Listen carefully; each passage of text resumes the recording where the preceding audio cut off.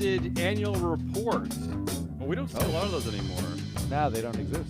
It's an all-new, terrific Tuesday edition of Business Pants, joined by analyst Matt Mascardi. Whoa. Yeah, I like the strong emphasis on the T. Today's annual volleyball game with lead independent directors who have served on boards for more than a decade, called March 25th, 2025, at the Who Do You Blame game. Oh, I like this game now. This is one of my favorite games. It's turned into a good game, even though there's no rules and like all your games. Maybe it's my horrible personality, but I love taking a headline and looking for people to blame. I don't know. I just love like pointing fingers and getting mad. It just fits with me. Our show today is being sponsored by FreeFlowAnalytics.com, the only platform measuring board power connections and performance for free. In fact, Matt, I use this platform a lot, specifically during this game. It gives me a lot of insight into, especially who to blame, because like for instance, I have a story about DoorDash.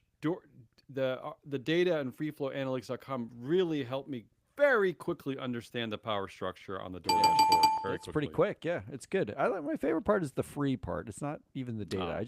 I'll take anything if it's free for the most part. Well, maybe we should put a paywall up. And who's we? We're not them. Maybe we should tell them to do it. We could tell them. Yeah, that's true. All right, you ready for this? All right, let's do something. How do you want to do this? You want to go back and forth here? You have some. Let's do back and forth. Yeah. Okay. I'll start with one that we've talked about a lot recently, and one that I know you will appreciate, and that's the annual vote at the Walt Disney Company that happened last week, Friday maybe, Thursday. Is that something Friday? I appreciate? Is appreciate the right word for that? And here's the context for this: Maria Elena Lagomasino, in 2023, she got 92% support for her reelection.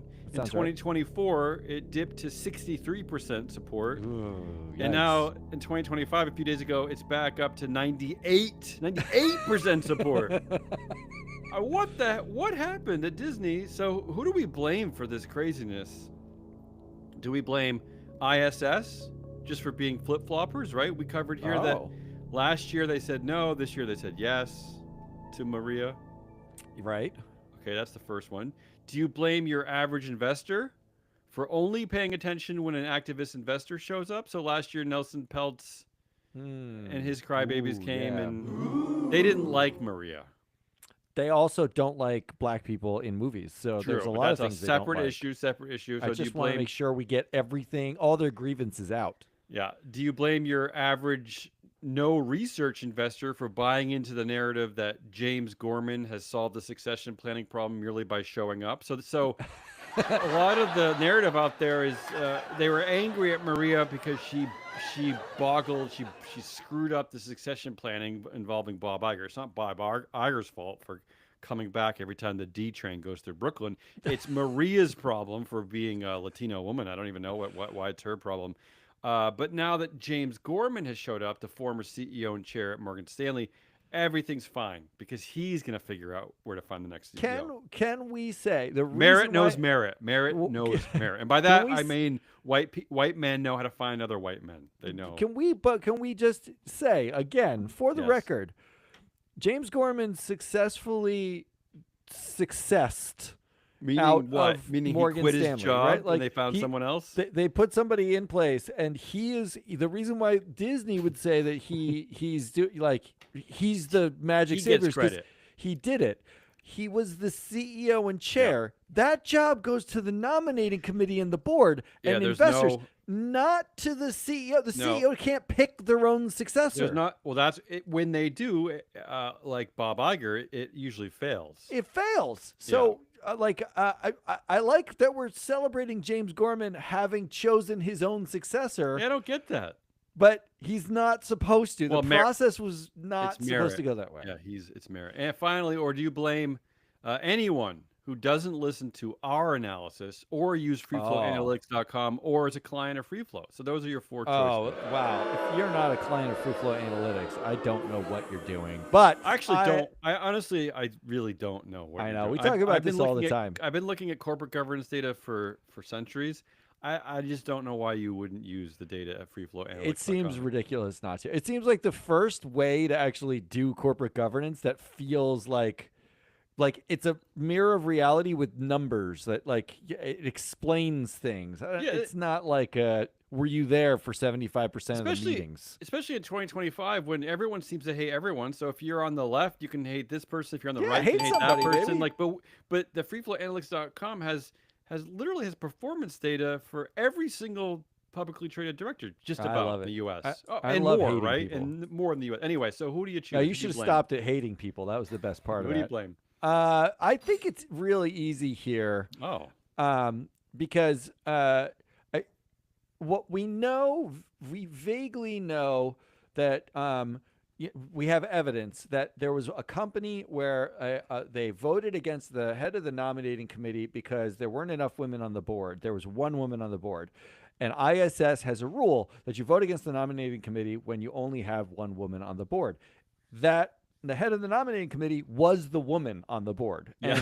And we saw at the time that 15% of the shares voted against her, which means 15% of the shares blindly follow ISS, right? Well, so if they opt into one of several versions of ISS you can pay attention to, right? I mean, well, let's say that 15% blindly follows them, right? Yes, exactly. And if you're going to own that mid-cap company, the chances that you also own Disney is pretty high. Let's say that roughly 15% is the people who will just blindly vote with whatever ISS says. So if ISS flip-flopped, then we should have seen a vote of 83% yes for Maria Lagomasino if they had actually done any research. But that's still a 20% gap from last year. So the only answer can be your average no research investor or your average investor who's only paying attention when an activist shows up. That's who you blame.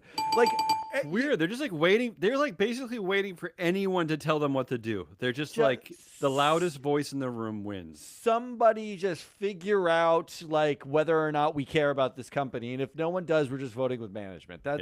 It's unbelievable. So that is the correct answer. What do you got? Give me one. All right, who do ready? I blame? Here's one. Someone. Yeah. Here's my first one. I can't avoid talking about this.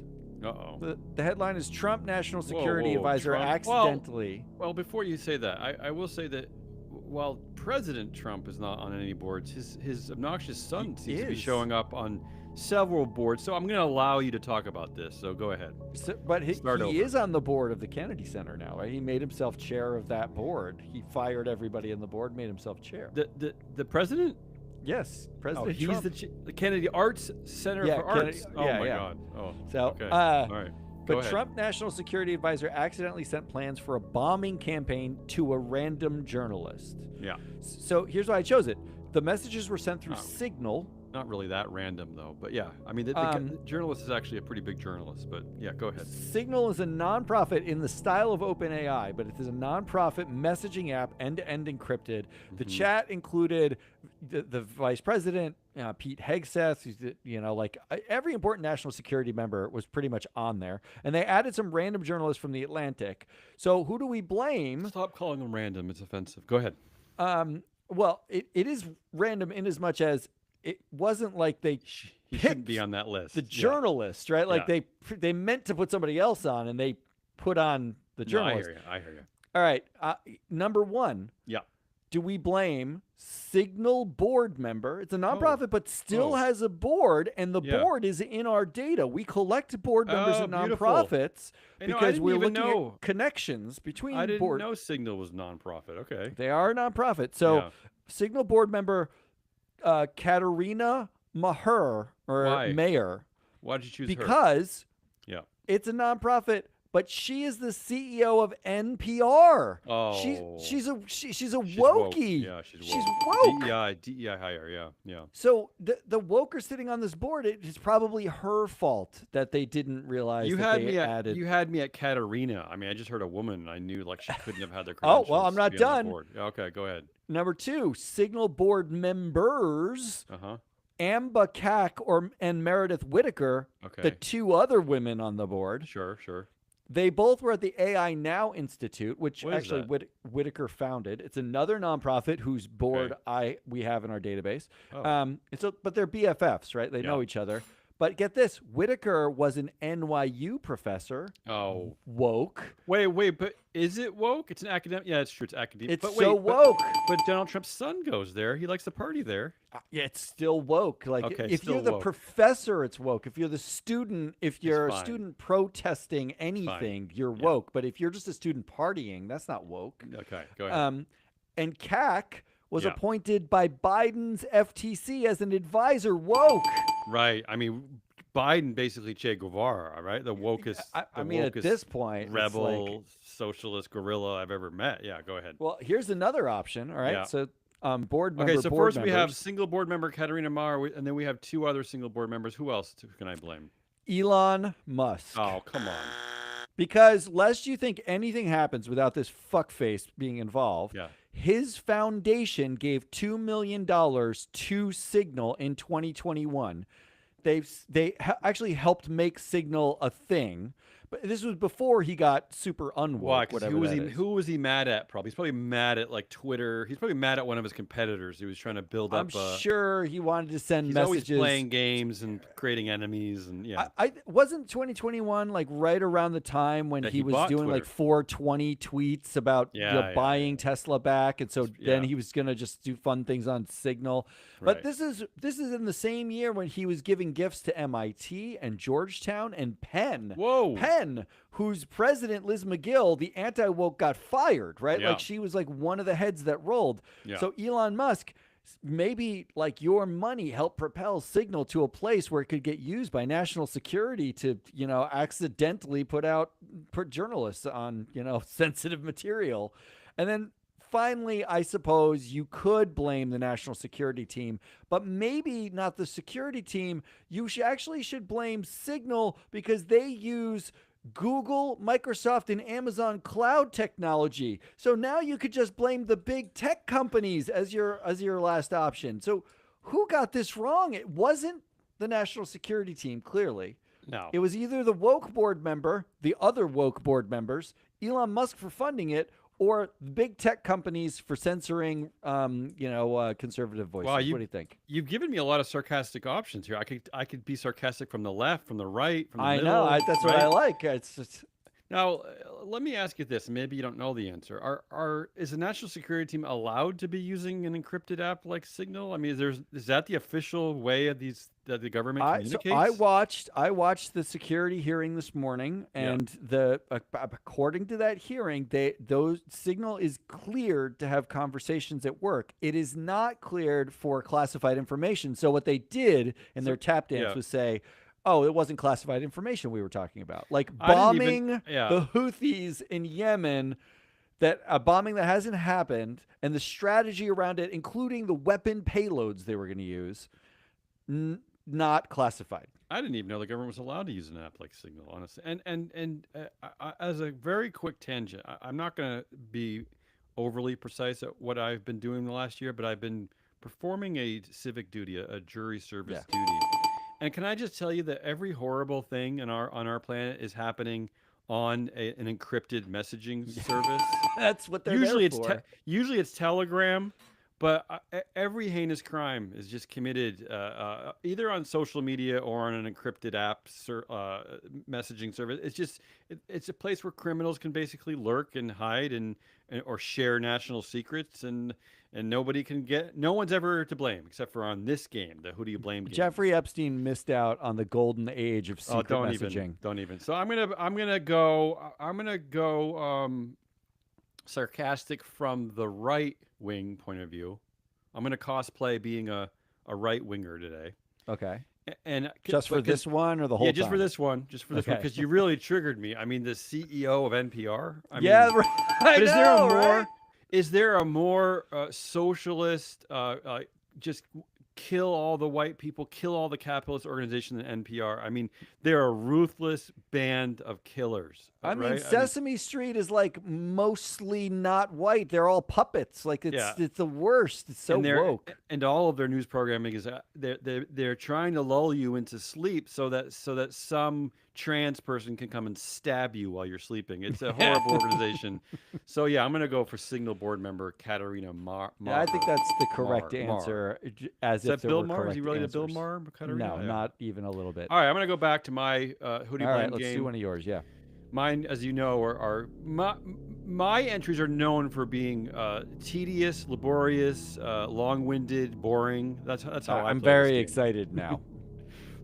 Here's the headline: Former Hormel CEO rejoins board to help company find next CEO. I picked this in honor of Disney. Yeah, exactly. So his name is Jeffrey Ettinger. He's rejoining the board.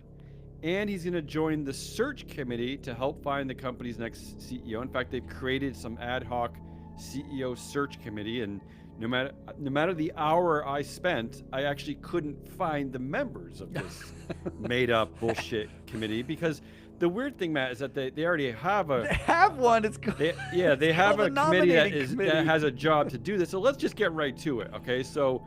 the first person, who do you blame? Could it be the governance committee, the one that has a mandate to review the company's executive succession plan? So that's right in the proxy. It says it, yeah. In fact, they met 7 times last year, so there was ample time to discuss who the next CEO could be, right? Okay. Well, the last CEO did such a good job that he's had to come back again to find the next CEO. So, right. Yeah, because I don't know that you can blame them, because if the old CEO's got to come back to find a new CEO again, then why maybe... can't you blame them, though? Isn't it their job? Isn't it their mandate? I mean, they're getting paid extra to go to those meetings. But you can't blame somebody who's clearly helpless. It's like blaming your children for spilling milk. Okay, it's not really fair enough.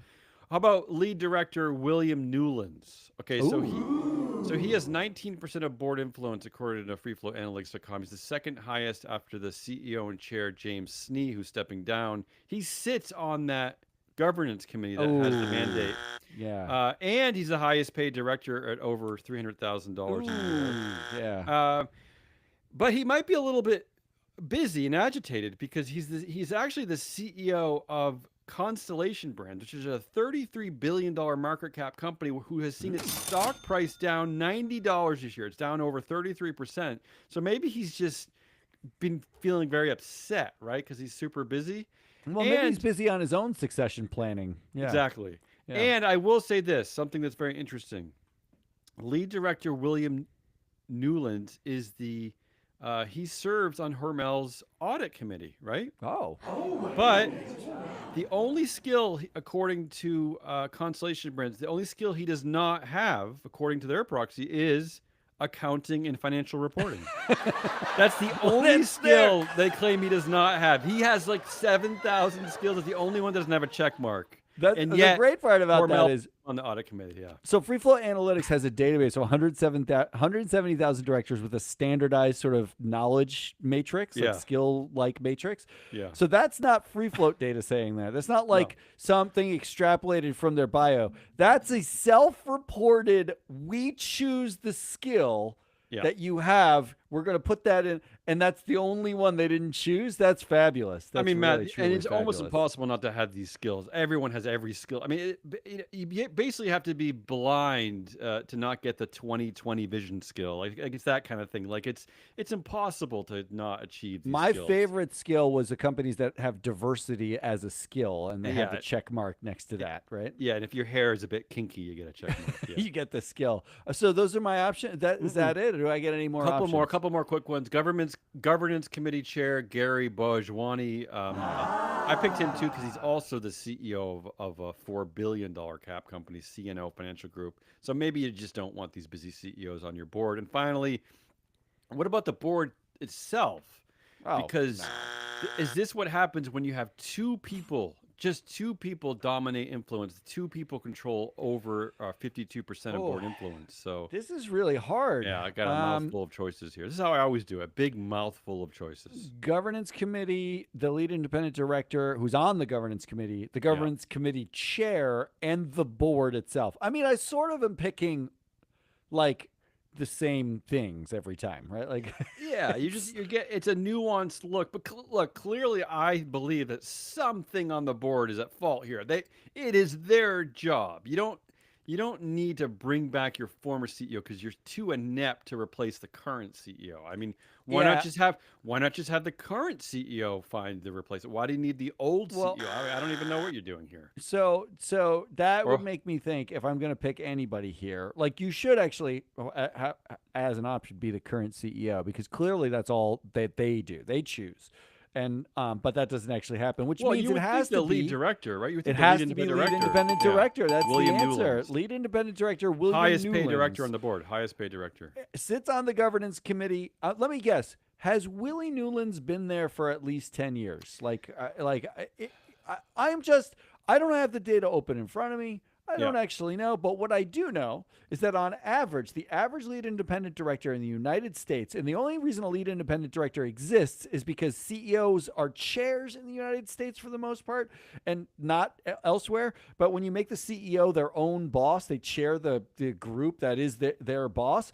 We've decided that the governance construct should be, well, get somebody who is an independent director and make them lead, air quotes, so that there's not a conflict of interest here, except that the lead independent director's average tenure is a decade. That's Well, you're slightly off. It's 7 years, so he's getting there. Oh, But I will say, according to the performance data at freeflowanalytics.com, is that he is the worst. He has the worst average for TSR, total shareholder return. nicely done. All right, He's so the worst he's- performing director on that board. Yeah. he's definitely the winner. All right, so Okay, good. next up. Yeah. Whew, I'm already tired. I know mine are wonderfully laborious. All right. Here's a fast one for you. Okay. Yeah. Here's a headline: Tesla has Oh. 1.4 billion that seems to Yeah. have gone astray, Yeah. potentially Maybe it's in raising Elon questions Musk's about pay the plan, company's yeah. controls. Right. Yeah. So Potentially. a report, yeah, potentially a reporter that who found the Wirecard fraud has been digging into Tesla's finances and cannot allocate $1.4 billion.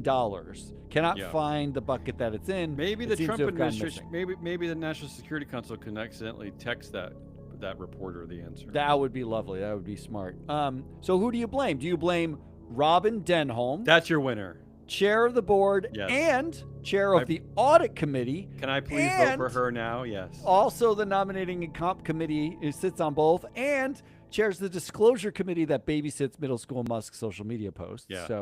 So she's And probably option number one. probably the most compromised independent director in the history In the of corporate governance. history of independent directors, that's Yeah. correct. Yeah. She just cashed out in December $40 million in Tesla stock. The estimate is that she's made over $600 million Yeah. on her Tesla stock, and she's never said no Still- to Musk. And Never. She still holds plenty too. She's not done. And I will say, even worse than Elon's brother Kimball, even worse than his buddy James Murdoch. She seems to be the champion corrupt independent director. All right, go ahead. What else? You got? Well, that brings me to option number 2, who is Kimball Musk. Oh, what is he? So know? here's Yeah. my guess. Kimball Yeah. Musk was on the Chipotle board up until 2019. That and even then- that surprises me. Yeah. But they had the E. coli breakout right around then. I'm so you're wondering. saying he was the E. coli source? Well, I'm wondering if he borrowed the 1.4 billion to actually buy burritos to prove that they did not have E. coli. Like maybe Okay, he that's used a it. stretch. Yeah. You That's a don't, weird You don't thought, think so? yeah, yeah. Here's my last option: DEI. Wow. Okay. Always See, a now possibility. you got a choice to make, right? Wait, 'Cause DEI at Tesla?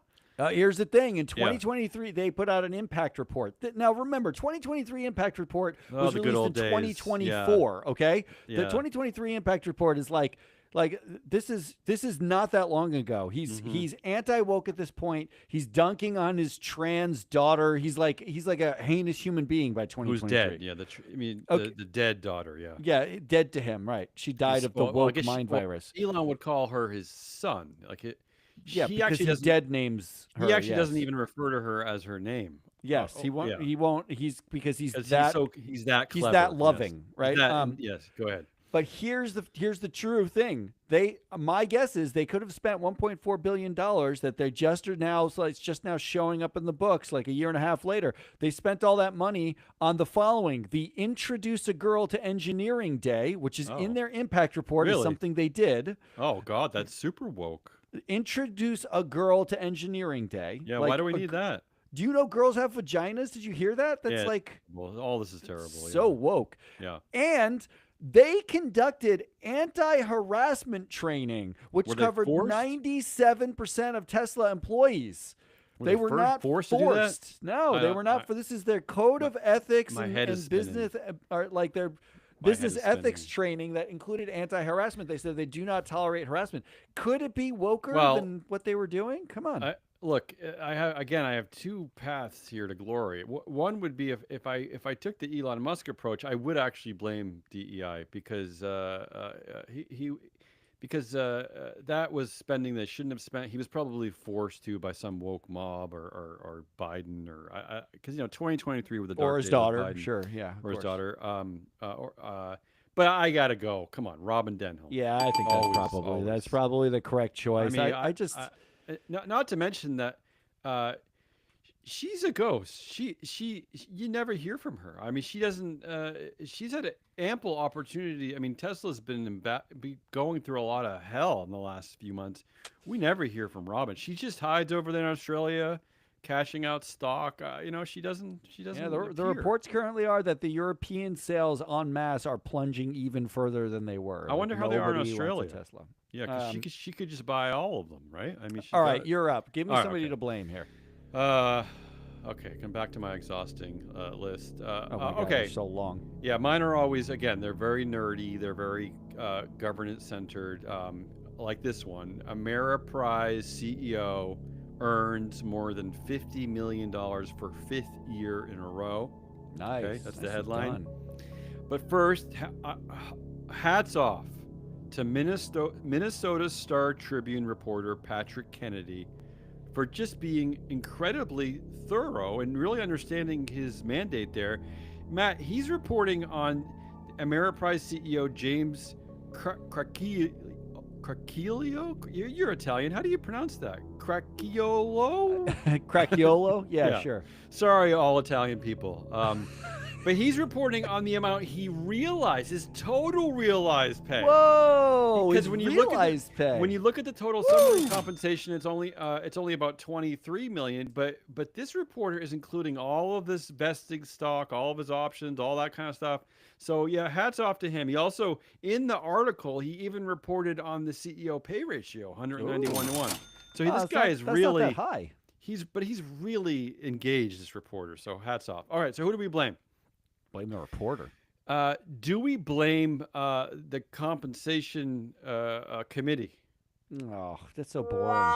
Okay, so but specifically, I'm looking at a bunch of weird characters. This is something you don't see very often. First of all, the chair, Diane Neal Blixt. Okay, there's a lot here. So let me take this a different tact here. For three compensation committee members also serve on the executive committee with the CEO, which is weird. You don't see that. That's not right. You almost That's never not good. see that. Yeah. Also, four of the compensation committees have really high value of shareholding. So the chair, she owns $7 million of Ameriprise stock. Amy DiGesso also $7 million. Ed Walter III owns $4 million, and Robert Sharp Jr.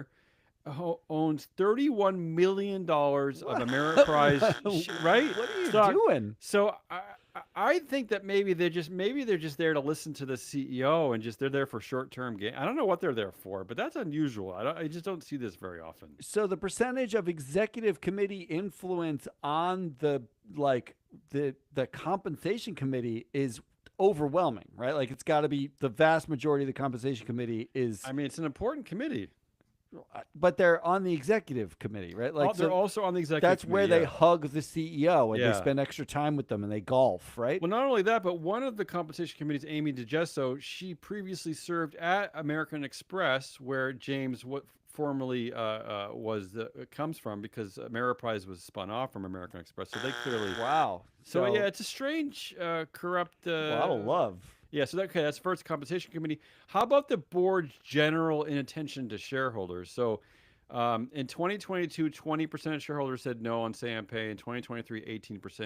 In 2024, 12% said no. So there's a pattern. That's a declining. No, but still, there's a pattern, and nothing about his pay ever changes. As the reporter points out, his pay just is steadily above 50 million. Nothing ever changes. So Shareholders are saying something, but no one's paying attention. And finally, what about just blaming the CEO and chair himself? No, this one's easy. I'm glad Go you ahead.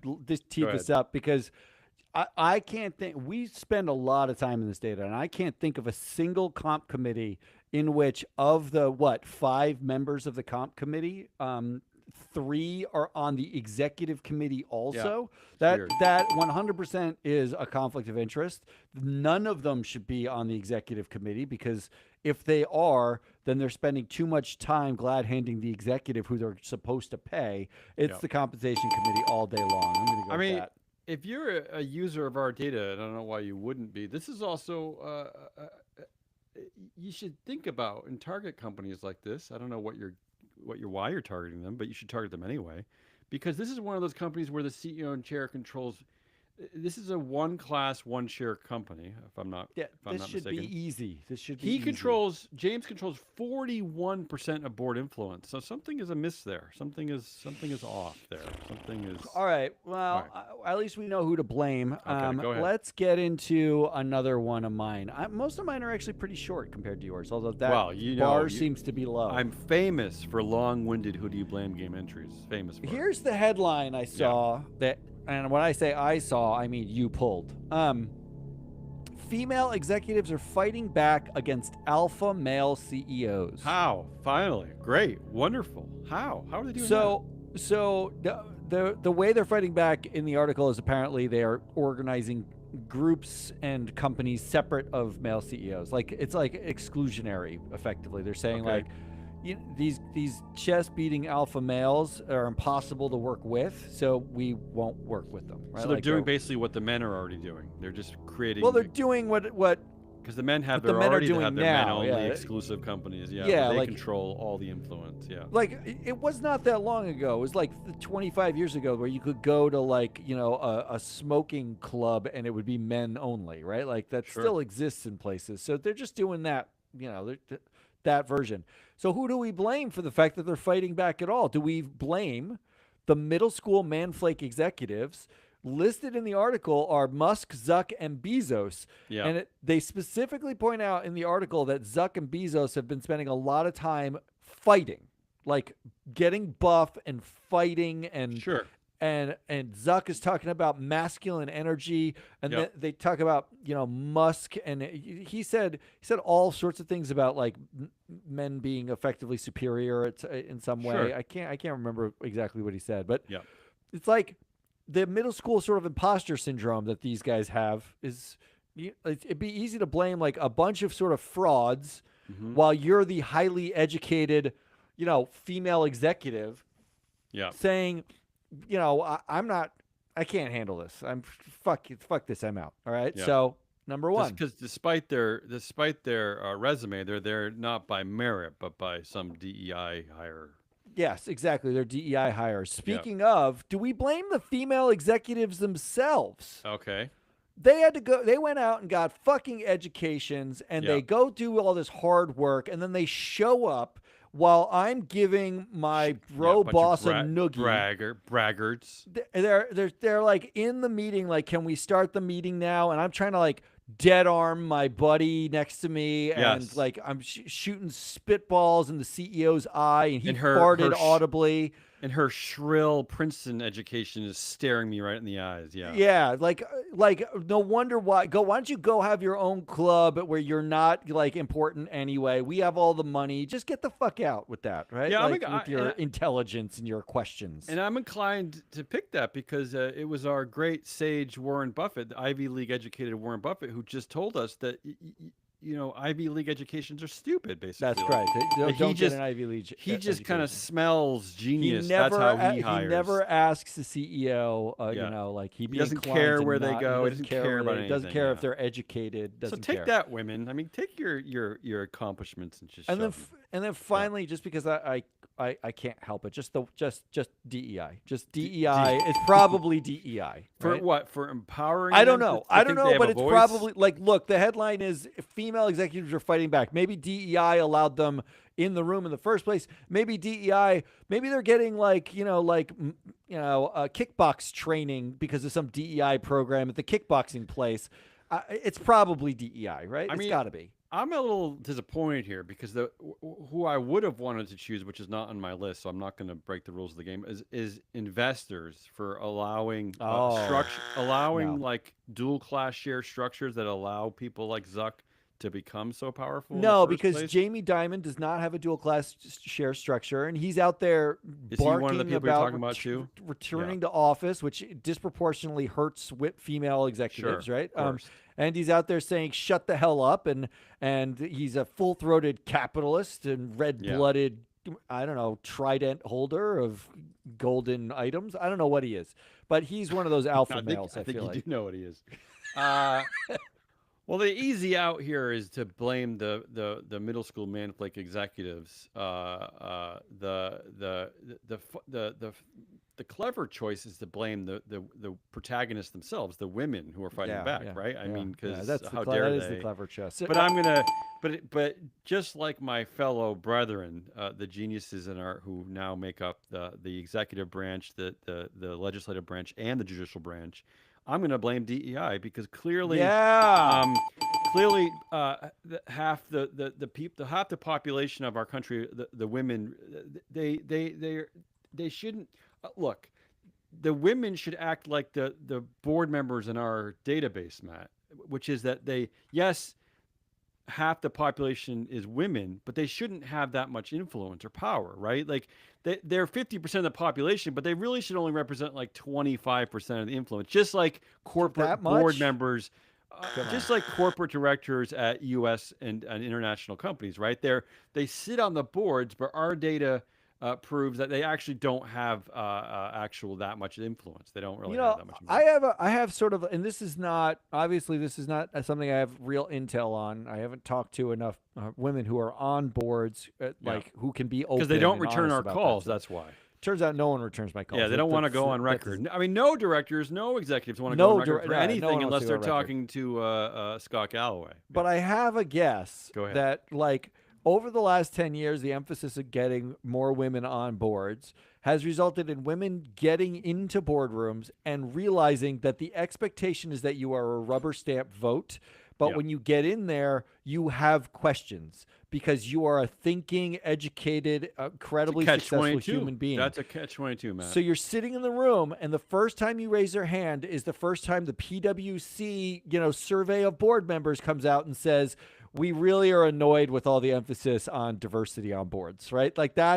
I think there's a direct correlation of people who are diverse or women saying something on board and a sudden disinterest of boards in diversity and everything's DEI and now we're woke. That's the moving parts. Let's not forget, we covered this recent research out of the Dartmouth School of Business, which suggests that men are okay if women are there.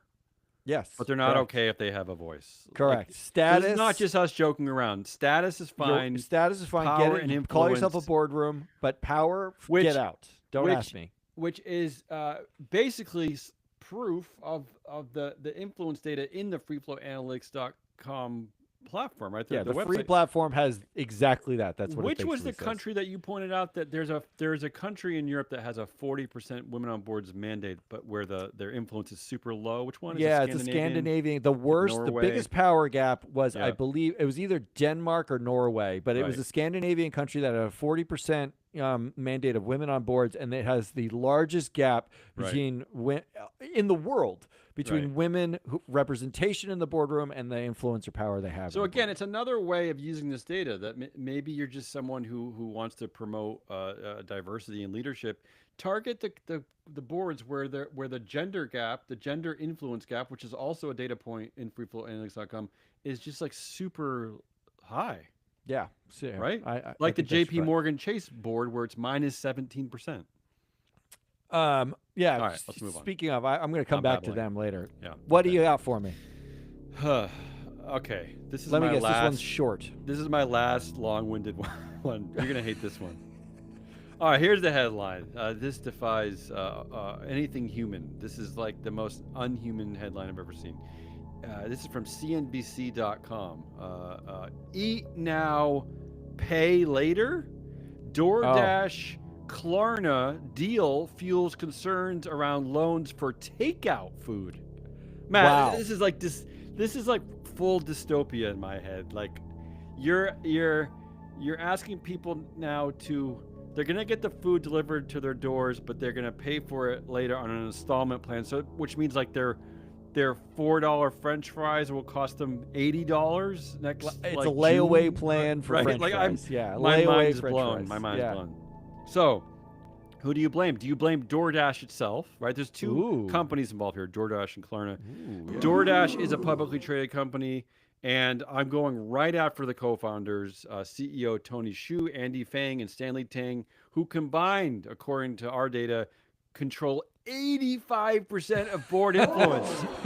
So there's a lot. So there's nobody else. You're talking about female executives fighting back. Matt, at DoorDash, no one's fighting back. Nobody. Like, this is they're completely in control. That's it. Right? Okay. Do you blame them? How about let's look at Klarna. Do you blame Klarna co-founder, CEO, and director Sebastian Siemiatkowski, right? So let me tell you a little bit about Sebastian. We've actually covered him several times on this show. First of all, he faced backlash a few years ago when not only did he lay off 10% of his company, but he posted all of their names on social media, all of them. Whoa! He listed, and their email addresses. He listed all. I'm not really quite sure why, but he caught fire for that. He also said very recently that I'm of the opinion that AI can already do all of the jobs that we as humans do. And that's the reason why why Klarna is no longer hiring human beings. It's also a reason, Matt, I'm not kidding. They haven't hired a human being like in a year. It's also the reason why he's giving to lay off people, because AI is already smarter than we are. This is the CEO of Klarna. This is true. Well, look, if you work at Klarna, isn't this the moment where you say to yourself, maybe I should no longer work at Klarna? Like, well, this might happen anyway pretty soon. I mean, that's what I mean. It's going to happen anyway. Get your job now. He's going to lay you off, and he's going to tell everyone he laid you off. He's going to just quit. Publicly out you. Or how about just for shits and giggles? How about we blame Klarna director Roger Ferguson Jr.? Maybe you know this name, because I'm going to list some of the places where he also serves. Okay. This is how busy this guy is, and this is how important the world of freeflowanalytics.com really is, because I know we collect a lot of this data. We do. But first of all, he is the chair. He sits on the board of Klarna, which is about to IPO, by the way, New York Stock Exchange. So he's going to be in our database again. He also chairs the board of International Flavors and Fragrances. Okay. Well, that's a thing. I guess that's a thing. It's a company, International Flavors and Fragrances. Yeah, it's a company we've covered several times, but he's the board chair there. It's a large cap company, Mac. Pay attention. He sits on the board of Corning, right, where he's the chair of the compensation committee. Okay. He's also on the board of Alphabet. You heard of it, Alphabet, Google, where he's the chair of the audit committee. This is how busy this guy is. He's the chief investment officer and chair of the investment committee at Red Cell Partners, which is an investment firm. He's the director at the Institute for Advanced Study. He's a director at the Memorial Sloan Kettering Cancer Center. He's a director at the Smithsonian Institution, there in D.C., Smithsonian. He's a director at the Aspen Institute. He's a director at the Group of 30. He's a member of the Smithsonian Institute's Board of Regents. He's a member of the Economic Club of New York. He's a member of the Council on Foreign Relations. He's a member of the National Association for Business Economics. He's a fellow of the American Academy of Arts and Sciences and co-chair of the Academy's Commission on the Future of Undergraduate Education. He's a fellow at the American Philosophical Society. And that, Matt, that's just what I found by looking at a couple of biographies, because I had to kind of look at several different biographies to scrape this together. I'm sure there's a lot more he's doing. This is probably underselling all his duties, but this is how busy the Klarna directors are. Is it fair to call him a director at Klarna? Like at some point, aren't you a director at nothing? Like, I don't know what's happening. It's everything. Yeah, he's a director of God's beard, God's robes, of heaven itself. That's it. I'm gonna say that. I'll add one more. Or can we? How about we blame the dopes who eat now and pay later on an app when they more than likely can just walk to the market and buy a kiwi? I don't know. Like I don't know who does these things. I don't really know. But isn't it college kids who do this? Like it's like eh, 80% college students. yeah, but why? Because the dining hall that basically has all the free food you can ever eat is not good enough. Was that No, why? look, Tony Hsiu is also on the board of Facebook Meta. So just for that, just for the fact that he's on the shadiest easy company win. board in the history of You blame boards DoorDash. and the DoorDash board, it suggests that this is not a company who's deeply worried about the morality of eat now, pay later. I'm going to go with the DoorDash board. Matt, as the correct answer. other than shut-ins, and there are people out there who are not capable of I'm sure of going to supermarkets. I'm sure it's a small percentage of the United States.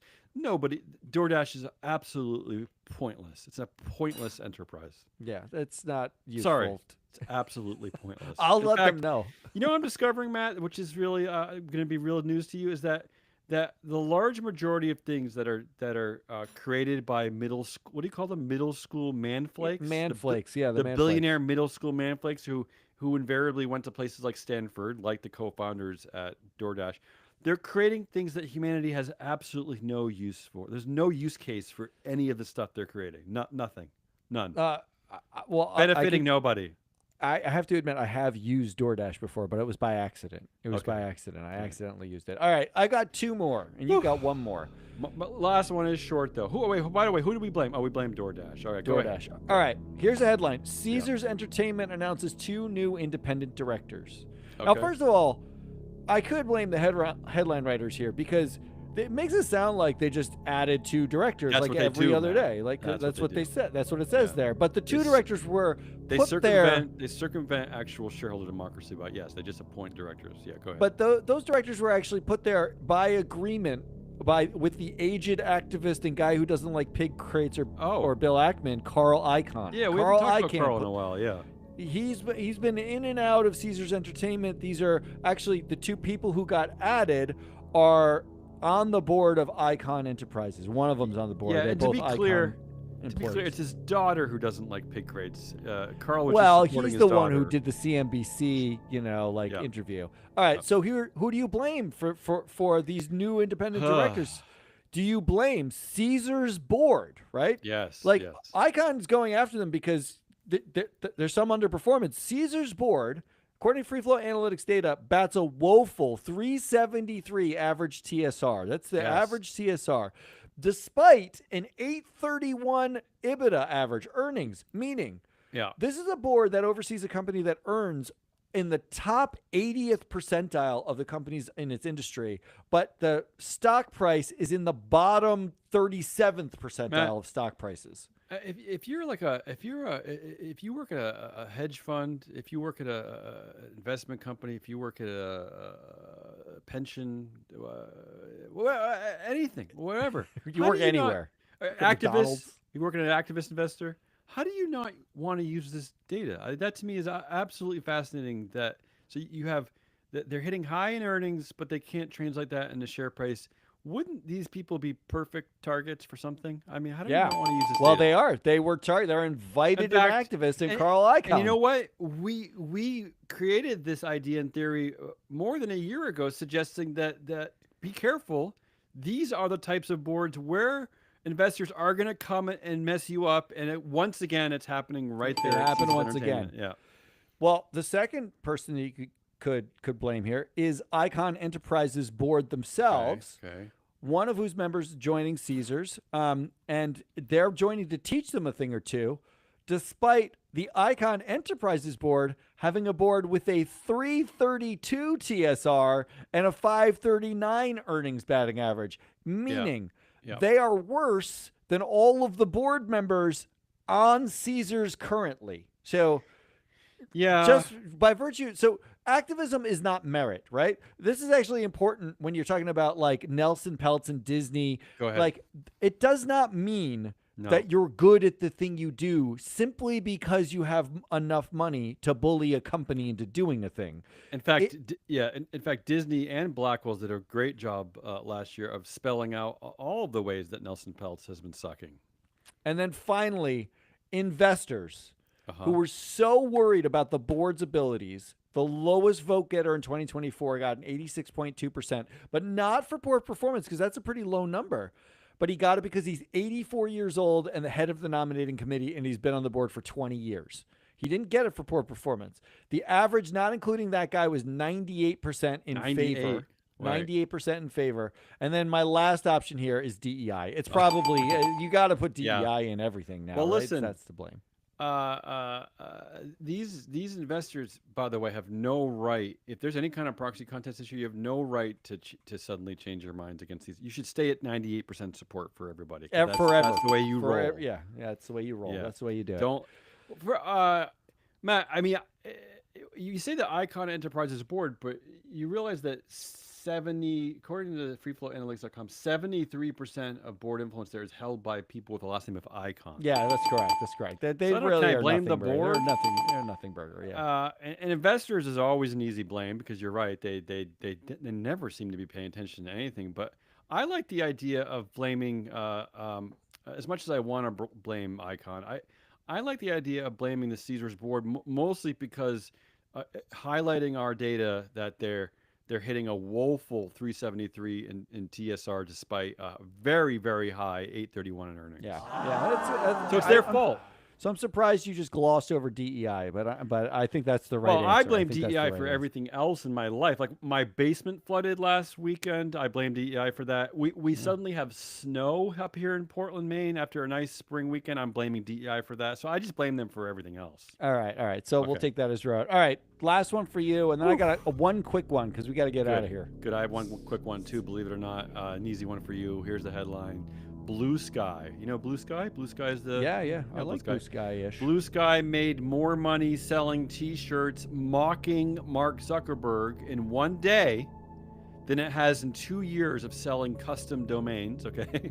All right, that's the headline. Okay. So who do you blame? Do you blame Blue Sky for selling anything other than T-shirts mocking Mark Zuckerberg, right? Oh, They should only be selling That's right? on brand. That should be their thing. Do you blame Mark Zuckerberg for sucking? Right? Okay. Right? Or do you blame Blue Sky CEO Jay Graber, a woman of color who's clearly a DEI There it hire? is. Yeah, There right? it is. Clearly, it's got to be Jay Graber. Yeah, right. Also, with the name Jay, you fool everybody, right? Like, but you know, if you look at a picture, it's hiding her. It could it's be a hiding the man. fact that It's hiding her Chinese ancestry. yeah, Right? It's hiding things. Doesn't she sound like she could be a white bro, like who's got another social media thing, and they dropped out of college? But unlike board member Donald Trump Jr., who's not hiding the fact that he comes from a long line of idiots, right? He's just saying he's right just out there. right? He's just saying that it's out there. All right, so I'm going. Easy choice for you. Okay. Yeah, it was an easy choice for me. Okay. All right. What else do you have? That's my last one. Here's my last one. I love this headline. It's my favorite. My favorite of the day. DEI was an option in every single one of mine. If you didn't I notice. noticed that. Yeah. And now we're going to finally get to the bottom of this. Here's the headline. DOI is the new DEI at JP Morgan. Do me a favor. Can you just define both of those? I don't even know what DOI is. All right. Well, let's go step by step here, go okay? ahead. The DEI is diversity, equity, and inclusion, right? And the E got replaced with the O. So do we blame the word equity? Equity's terrible, right? Equity, because it sounds a lot like power or ownership. That's definitely like a white alpha male thing, middle school thing. It sounds too much like some of our founding documents, right? Like we don't want equality and all that. So equity, like we can blame that word because that word was the problem. So Trump doesn't have a problem with DOI. It's the E. He actually really dislikes the letter E and or what it could stand for, right? So there's that option. Yeah, let's not forget actually that the Declaration of Independence did say that all men are created equal. That's correct. Yeah. So I do kind of blame equity there, right? Yeah. Go ahead. So the other option is what the O now stands for at JP Morgan. It stands for the word opportunity. Okay. What does that? What does that Diversity, even mean? opportunity, and inclusion. So we're getting into like now marketing buzzwords. Like what equity? I understand. Look, I'm just saying evil. Opportunity? benign opportunity. And But look, getting a think of job it this way. Isn't getting a job anywhere an opportunity to get to? If you're an alpha male and somebody says, I want equity with you, you say, you punch them in the face, pull down their pants, and then fart, right? If you're a middle school alpha male and someone says, "Can I have an opportunity to be with you?" They're like, they make out and and then even that sounds woke to me, an opportunity.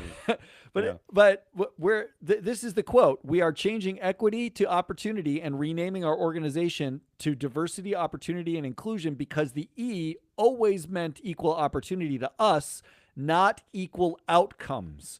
Wait, are you making? Did you just make up that sentence? That is what J.P. Morgan said. J.P. Morgan in their release said that. I wonder if they have, how much marketing skills they have on their board. Think about that. I don't understand that statement. Equity is a problem for us. Because equity suggests that you have power. We don't guarantee that you'll ever have power. That's what they're saying. They're saying we are suggesting that you have equal opportunity, but not equal outcomes. Meaning, we will put you in the room, but don't worry. You may never have power ever. Yeah, no one will That's not what we're looking for here. We're not looking for that. It is very accurate in that way. I was gonna say at least they're being honest. It's much better. Yeah, kind of like I'm looking at the J.P. Morgan Chase board right now in Free Float Analytics. In fact, there are two women on the board who have so little influence they basically don't exist. And one of them includes Melody Hobson, who's been there since 2018. She has 3% of influence. How about Alicia Bowler Davis? She's been there for 2 years now, and according to our data, she has less than 1% influence. She has 0% influence. 0%. I'm sorry about that. Yeah, well, she has opportunity, just not equity. So that's and then finally, do we blame Jamie Dimon's fat mouth who told DEI bring it on? Wait, why aren't we blaming DEI or DOI or something on this one? Because we've already blamed the E and the O. We don't need to blame DEI. Although I do want to say maybe the D and the I could take some blame here for squeezing out the E and replacing it with O, right? It wasn't. It could have been diversity and inclusion, but they didn't do that. They actually put the O in there. So the D and the I are a little safe. Well, I have two immediate thoughts. First of all, Jamie Dimon is becoming one of my favorite geniuses of our show. You know, some of my favorites include actually Melody Hobson and Starbucks, but just Jamie Dimon because he just says everything. Yeah, he does. He comes from every direction all at once. My favorite category of thing. My head spins because I just don't even know who he is. I don't know what side he's on. It's wonderful. First of all, I'm impressed that he's keeping the words diversity and inclusion. What is he? Some kind of full-throated communist? What is going on here? That's what he said. It's just the word equity. That's the problem. Equity doesn't like. Well, but as you pointed out, he's just being truthful. You're never going to have as much power as I have, right? That's what he's saying here. That's what he's saying. Yeah. But the other thing is, I wonder, is this just a troll against the idiots who work in the Trump administration? Because we know one of the things they're doing is just searching for the DEI acronym, and then right, and so this won't have the DEI acronym. Control F. Yeah, that's what they do. But the joke's on them because they're also searching for the words diversity and inclusion. So I don't know, but anyway, inclusion, not diversity, opportunity and inclusion. So. Yeah, I don't know, but I'm gonna go just because he's just such a wonderful source of inspiration for our network and our show. I am going to blame Jamie Dimon's fat mouth. Oh, that's the wrong answer. The right answer was the word equity. I love his fat mouth. They shouldn't have asked for equity. That's all. That was like 7 hours of show. That was good stuff, though. Hazelnut Rallis. This is a great use case for the data at freefloatanalytics.com, all of it. We are Free Float. Thanks to freefloatanalytics.com for giving us all that free data. Go get it. Go sign up. It's super easy to use. We'll be back later this week. Oh, we've got more to do. Big show, Proxy Countdown coming. We got a big show on Friday coming, just like usual. We'll cover in depth. We're going to look at that Disney meeting on the Proxy Countdown. I'm excited about that. It's my favorite thing on earth. Until then, goodbye.